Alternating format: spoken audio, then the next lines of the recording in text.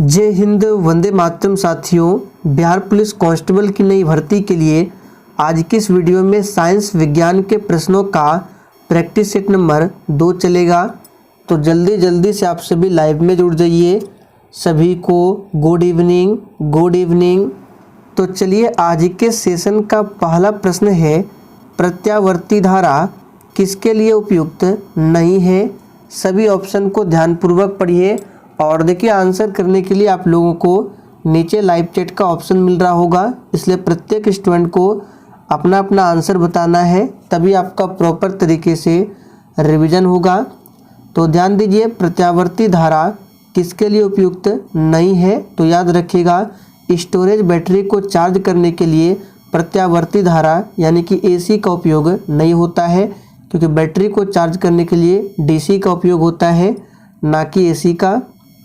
आगे देखिए, ओम मीटर मात्रक है। बिल्कुल आपको सोच समझकर आंसर बताना है, ओम मीटर किसका मात्रक है।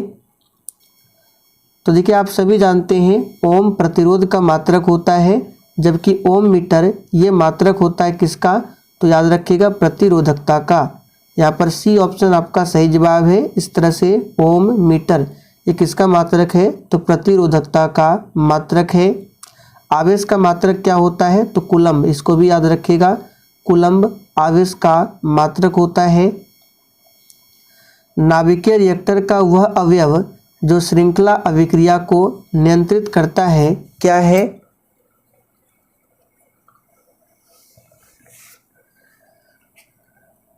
तो देखिए, जो श्रृंखला अभिक्रिया को नियंत्रित करता है ये है नियंत्रक छड़।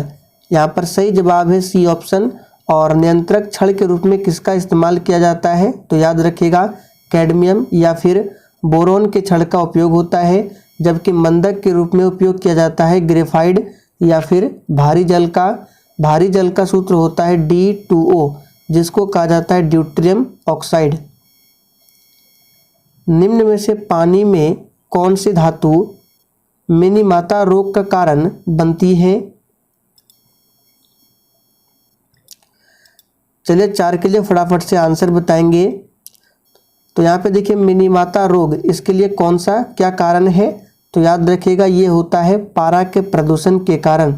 तो यहाँ पे सी ऑप्शन जो ही बच्चे दिए हैं बिल्कुल सही जवाब है। जबकि कैडमियम के प्रदूषण के कारण क्या होता है, तो इटाई, इसे भी ध्यान रखेंगे।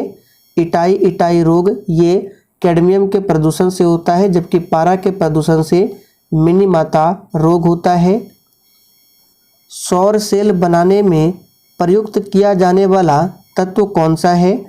चलिए फटाफट से आंसर बताइए, सौर सेल बनाने में प्रयुक्त किया जाने वाला तत्व कौन सा है। तो याद रखिएगा ये क्या है, सही जवाब है सिलिकॉन। यहाँ पर सी ऑप्शन जो ही बच्चे दिए हैं बिल्कुल सही जवाब है, सिलिकॉन है। सिलिकॉन क्या है, तो ये सेमीकंडक्टर यानी कि अर्धचालक है। सबसे तेज हिमीकरण विधि जिसमें तरल नाइट्रोजन का कार्बन डाइऑक्साइड का उपयोग किया जाता है, वो कौन सी विधि है।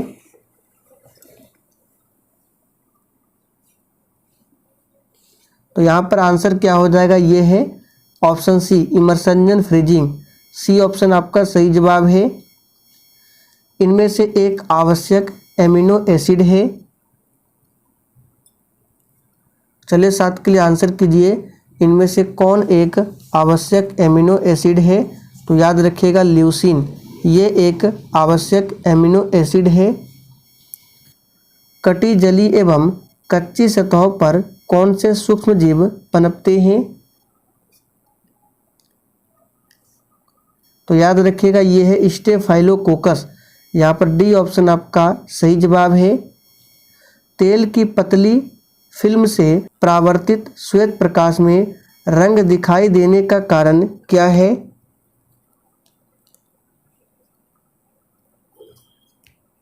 तो यहाँ पर आंसर क्या होगा, तेल की पतली परत से परावर्तित श्वेत प्रकाश में रंग दिखाई देने का कारण है प्रकाश का व्यतिकरण। सही जवाब है बी ऑप्शन, प्रकाश का व्यतिकरण। दूध में उपस्थित शर्करा कौन सा है। चलिए 10 के लिए आंसर बताएंगे, दूध में उपस्थित शर्करा कौन सा है। तो याद रखिएगा ये है लैक्टोज। यहाँ पर सही जवाब है सी ऑप्शन। और दूध की शुद्धता किस यंत्र से मापी जाती है? तो लैक्टोमीटर से। जहरीला पदार्थ जो हरा आलू में पाया जाता है कौन सा है?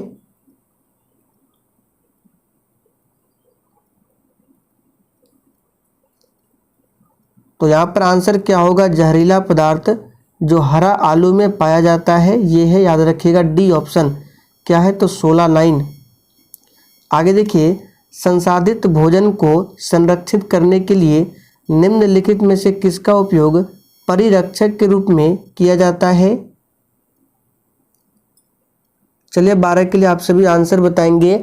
संसाधित भोजन को संरक्षित करने के लिए किसका उपयोग परिरक्षक के रूप में होता है? तो याद रखिएगा सोडियम मेटाबायोसल्फेट। यहाँ पर ए ऑप्शन आपका सही जवाब है।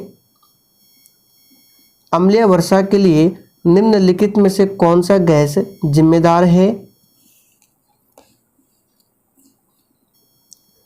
तो देखिए, अम्लीय वर्षा एसिड रेन के लिए कौन सा गैस जिम्मेदार है? तो SO2 और NO2। तो देखिए डी ऑप्शन में दिया हुआ है सल्फर डाइऑक्साइड और साथ में NO2 भी है। खाली स्थान रुधिर में पैदा होने वाले सूक्ष्म जीवों को फांसकर रुधिर निस्पंदन यानी कि फिल्टर के रूप में काम करता है। कौन काम करता है?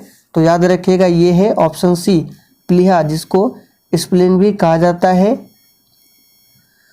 ग्रेफाइट में कार्बन के परमाणु एक दूसरे से निम्नलिखित बंधों में से किसके द्वारा जुड़े होते हैं? तो ग्रेफाइट में कार्बन के परमाणु एक दूसरे से सहसंयोजी बंध द्वारा जुड़े होते हैं।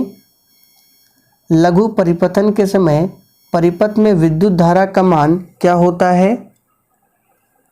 तो बहुत ही सिंपल प्रश्न है, आप सभी जानते हैं। लघु परिपथन के समय परिपथ में विद्युत धारा का मान बहुत ज़्यादा बढ़ जाती है। निम्नलिखित में से कौन सी प्रक्रिया ठोस को सीधे वाष्प में परिवर्तित करती है? सबसे आसान प्रश्न है, इसका आंसर क्या होगा? तो ऊर्ध्वापातन। यहाँ पर ए ऑप्शन जो ही बच्चे दिए बिल्कुल सही जवाब है, ऊर्ध्वपातन। निम्नलिखित में से कौन सी गैस भूमंडलीकरण ऊष्मीकरण का कारण नहीं है? तो याद रखिएगा सल्फर डाइऑक्साइड ये नहीं है। निमारी एक नस्ल है।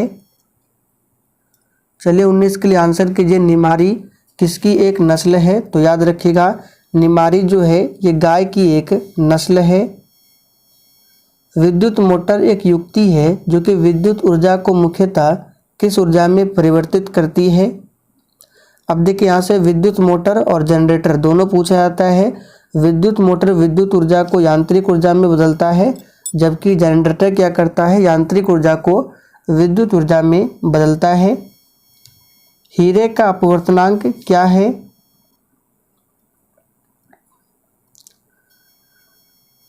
तो आसान प्रश्न है, हीरे का अपवर्तनांक क्या है? यहाँ पे सही जवाब है 2.42। ये क्या है? तो हीरे का अपवर्तनांक है। निम्नलिखित में से कौन से रंग के लिए प्रकाश का प्रकीर्णन न्यूनतम होता है? तो आप सभी जानते हैं जिस रंग का वेवलेंथ तरंगदैर्घ्य मैक्सिमम होता है उसका प्रकीर्णन न्यूनतम होगा। तो लाल का तरंगदैर्घ्य अधिकतम होता है, इसलिए इसका प्रकीर्णन सबसे कम होगा, जबकि बैंगनी रंग का तरंगदैर्घ्य न्यूनतम होता है जिसके कारण इसका प्रकीर्णन मैक्सिमम होता है। तो आंसर होगा डी ऑप्शन, लाल कलर। आहर नली की सबसे बाहरी परत क्या कहलाती है? तो याद कर लीजिए, आहर नली की सबसे बाहरी परत सिरोसा कहलाती है। मानव के शरीर की कौन सी धमनी ऑक्सीजन रहित रक्त को ले जाती है? यहाँ पे देखिए क्या पूछा गया है, कौन सी धमनी है जो ऑक्सीजन रहित रक्त को ले जाती है? तो याद रखिएगा ये है फुफ्फुस धमनी। यहाँ पर सही जवाब है सी ऑप्शन। और रक्त का पीएच मान कितना होता है? तो 7.4, जो कि क्षारीय प्रकृति का होता है।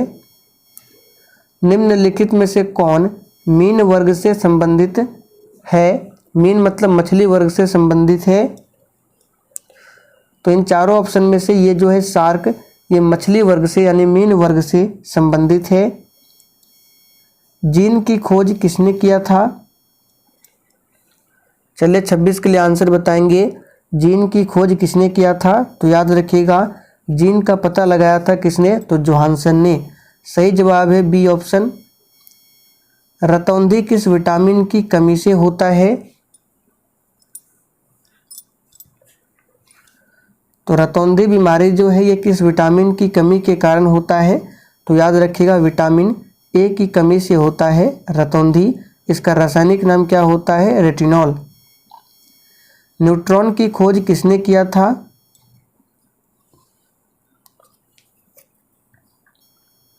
तो याद रखिएगा, न्यूट्रॉन का खोज किया था जेम्स चैडविक ने 1931 में। प्रोटॉन का नामकरण किया था रदरफोर्ड ने। और प्रोटॉन की खोज किसने किया था? तो गोल्डस्टीन ने। इलेक्ट्रॉन का पूछा जाता है जे थॉमसन। एक वाष्प इंजन ऊष्मीय ऊर्जा को किसमें परिवर्तित करता है?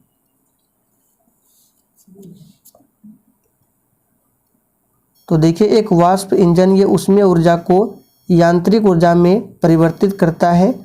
तो सही जवाब है डी ऑप्शन। गुब्बारे में किस गैस का प्रयोग किया जाता है? तो देखिए, गुब्बारे में किस गैस का प्रयोग होता है? यहाँ पे सही जवाब है हीलियम गैस का प्रयोग किया जाता है गुब्बारे में। ग्लोबल वार्मिंग किस गैस से होता है? तो देखिए, ग्लोबल वार्मिंग जो है ये कार्बन डाइऑक्साइड गैस से होता है। सही जवाब है बी ऑप्शन।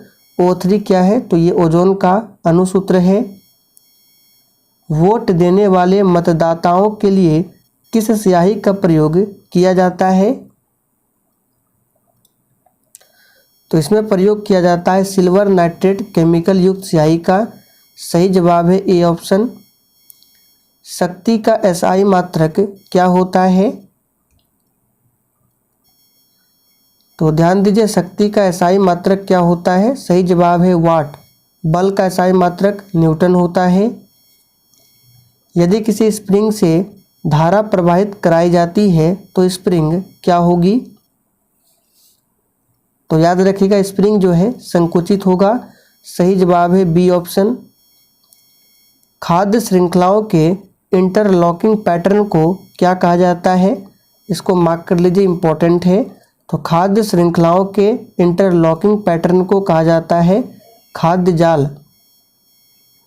प्रभावी कीटाणुनाशक जो कि उपकरणों की सतह को साफ करने के लिए उपयोग में लाया जाता है, क्या है? तो ध्यान दीजिए, ये क्या है? तो सोडियम मेटासिलिकेट। सही जवाब है ए ऑप्शन। निम्नलिखित में से कौन सी धातु हमारे शरीर में रक्त का थक्का जमने के लिए उत्तरदायी है? विटामिन में पूछे तो विटामिन के है, लेकिन यहाँ पे धातु पूछा जा रहा है तो ये है कैल्शियम। यहाँ पे सही जवाब है डी ऑप्शन, कैल्शियम। कच्चे खाने वाले खाद्य पदार्थों को धोना चाहिए। तो देखिए, कच्चे खाने वाले खाद्य पदार्थों को KMNO4 से धोना चाहिए। यहाँ पे सही जवाब है डी ऑप्शन। विभिन्न देशों में कई लोगों को प्रभावित करने वाली बीमारी को क्या कहा जाता है? तो देखिए, इसको कहा जाता है पेंडेमिक, यानी कि महामारी। माइकोटॉक्सिस उत्पादन होते हैं किसके द्वारा? तो ये उत्पादन होते हैं कवकों के द्वारा। सही जवाब है सी ऑप्शन। तो चलिए, आज के लिए इतना ही। तब तक के लिए जय हिंद।